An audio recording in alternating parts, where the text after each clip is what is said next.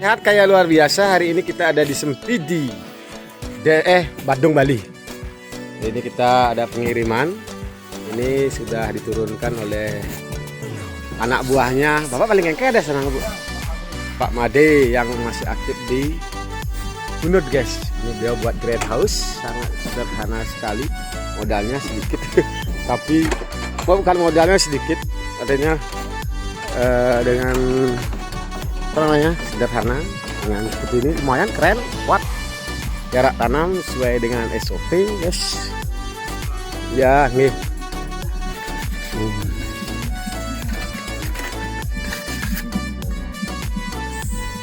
Ini masih sisa nih, Pak.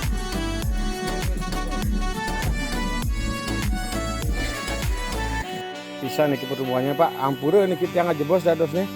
Karena masih ada acara nih. Nah, lain kali lagi yang meriki dulu mampir lagi, Pak Sekwan. Kita sudah lihat ini ada 2 luar tunas, bahkan ada yang 3. Mantap luar biasa. Ki sudah ada di jalannya yang bagus nih, Ki. Wih, bagus. Sami sudah nih. Rayu. Hari ini kita tetap melakukan survei atas apa yang kita lakukan. Walaupun tadi habis sembahyang, kita langsung lagi ke sini melihat perkembangan tanaman ini. 1 bulan yang lalu sudah jos juga nih, guys. Ini sudah dibuat bibit nih ya.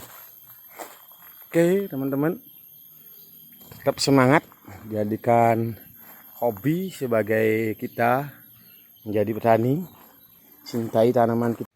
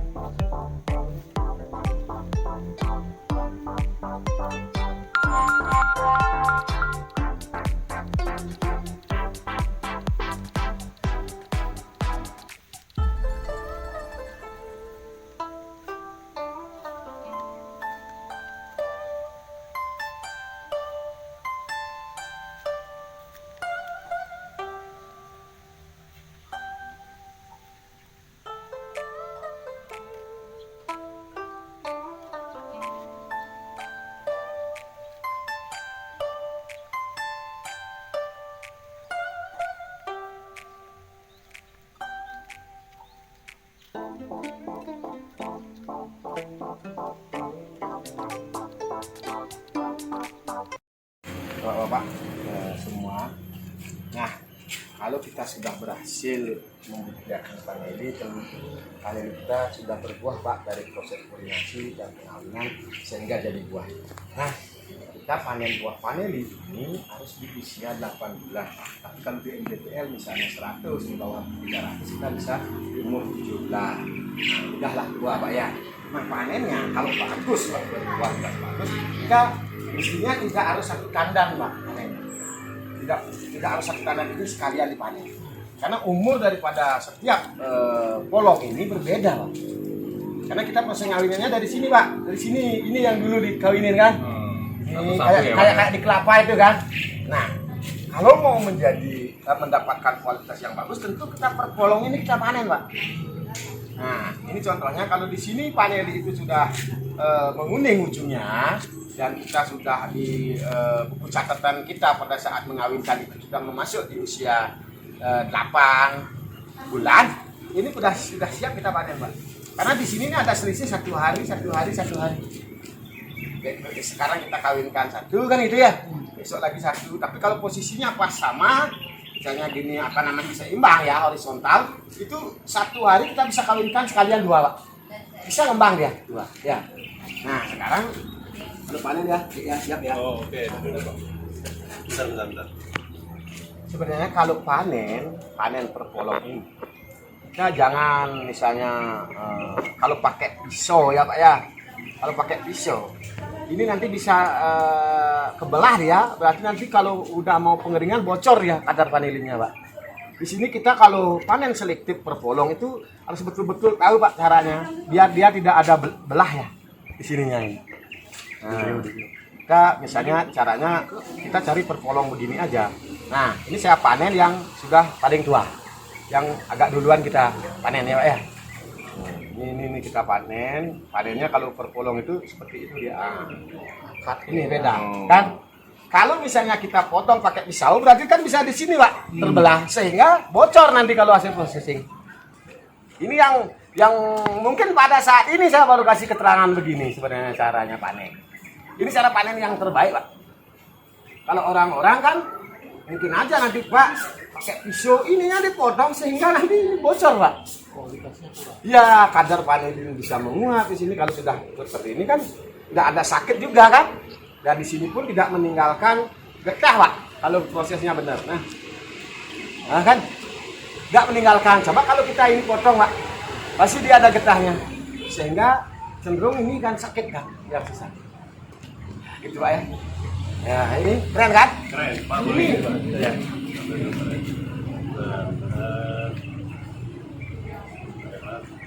Ya.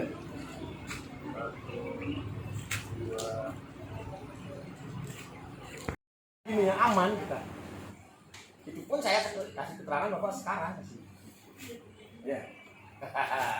Nah, ini juga kalau sudah kita panen Pak, ini kita celupkan di air yang panasnya 70 derajat. Ya. Kemudian rebus gitu Pak ya? Ya, dicelup ya. Nggak, kita kan hangatkan air. Kita ukur dulu pakai pengukurannya. Nah itu baru kita setelah, kalau yang basah seperti ini sampai sekitar 4-5 menit. Kalau yang agak tua lagi sudah kuning, itu kita 3 menit sudah selesai. Setelah itu kita keram, itu diamkan selama 48 jam, baru kita jemur secara kontinu dengan menutup dengan kain hitam. Ya, itu kontinu seperti itu. Habis tutup dibungkus lagi, masukkan ke box. Box apa terserah ya, kita pakai box Bapak sendiri. Itu habis jemur masuk box. Masuk Pak, biar masih hangat itu Pak. Jemurnya jangan sampai misalnya sampai sore sekali Pak. Nah, agak panas itu kan, misalnya berarti jam 1 atau jam 12 siang dari pagi kita jemur kan masih panas-panas betul loh Pak. Tapi itu lagi. Sederhana Pak ya. Tapi tidak soal sinar matahari tidak dari pagi sampai sore Pak. Nah, tergantung daripada cuaca. Ya, cuaca. Gampang. Kalau panen ini berbudidayanya sebenarnya gampang. Masuk box itu supaya kering gitu Pak. Iya kan terus dan kenapa harus ditutup dengan apa namanya kain hitam? Karena biar kadar panennya tidak menguap. Itu Nggak yang masuk oven ya Pak ya? apa? Nggak dikeringkan di oven nggak? Bisa saja juga Pak, bisa saja. Yang penting kering dan kadar panennya tidak menguap. Udah banyak ya ada ditanyain masalah ini. Sementara. Hanya sih habis panen kita 3-4 bulan itu mulai muncul lagi. Iya. Di setiap tanaman seperti kita manusia, sehebat apapun kita menjaga makanan 4 sehat 5 sempurna, pasti ada masalahnya. Contohnya ini sudah kena busuk ya. Tapi inilah keunggulan ketika kita memakai tajar mati. Tahu nggak caranya? Ini masih bertahan dan sehat di atasnya karena di sini akar masih mencari nutrisi. Sehingga solusi terbaiknya kita potong di sini, Pak. Nah, kan? Ini dibersihin nanti, Pak ya? Iya. Nah, ini. Nah, ini ada kena jamur nanti ditambah trichoderma, Pak. Ya. Ya. Nah, ini. Nah, ini keunggulannya Pak kalau kita pakai tajar sini. Iya, karena Mantap dia. Ya, ini Pak ya. Keluarkan Pak ya. Ya. Nah, karena ini pakai koko fiber yang sudah lama sehingga masih bertahan ya. Oke, next. Oke guys, hari ini kita ada di kebun vanili. Percontohan perkumpulan petani vanili Singaraja Bali. Ini berada di MDPL 20 meter dari permukaan laut. Syukur para sahabat, tumbuhan subur seperti ini. Mudah-mudahan nanti lagi 1 tahun sudah kita bisa bungakan. Ini luas di 2.500 meter persegi. Oke, tetap semangat, salam sehat kayak luar biasa. Jadilah petani, karena petani kerjaan yang paling mulia. Jadilah pencinta dan penghobi tanaman. Dan karena kita tidak terlalu ambisi dan merawatnya juga dengan baik, tanaman akan menghasilkan hal yang luar biasa. Mulailah kita belajar berkecukupan, karena pikiran manusia tidak akan pernah puas walaupun sebanyak apapun yang sudah kita miliki termasuk tanaman.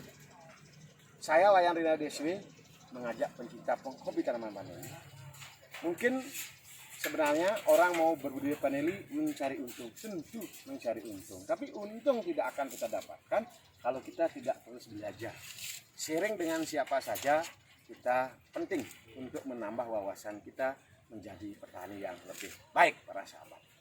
Para sahabat dimanapun Anda berada, saya Wayan Rina Deswi tidak pernah menyarankan bahwa Anda harus menanam paneli banyak.